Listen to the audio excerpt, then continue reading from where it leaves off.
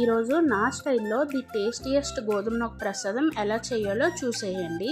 Hi, నా పేరు Gautami and welcome back to my channel. First అయితే ఒక కళాయిలో నెయ్యి వేసుకొని జీడిపప్పు బాదం అయితే గోల్డెన్ కలర్ వచ్చే వరకు వేయించుకున్నా. ఇక్కడ డ్రై ఫ్రూట్స్ ఆప్షనల్, మీకు నచ్చినవి వేసుకోవచ్చు. నెక్స్ట్ ఇంకొంచెం నెయ్యి యాడ్ చేసుకొని అందులోనే ఇక్కడ నేను ఒక గ్లాస్ గోధుమ నూక లేదా బొంబాయి రవ్వ వేసుకొని అది కూడా గోల్డెన్ కలర్ వచ్చే వరకు వేయించుకున్నా. అందులో ఒక గ్లాస్ గోధుమ నూకకి ఒక గ్లాస్ పాలు, ఒక గ్లాస్ వాటర్ వేసుకుంటున్నా. పాలు వేయడం ఇష్టం లేకపోతే 2 గ్లాసులు వాటరే వేసుకోండి. నెక్స్ట్ ఉండలు లేకుండా కలుపుకొని అది ఉడికిన తర్వాత ఒక గ్లాస్ షుగర్ అయితే వేసుకున్నాం.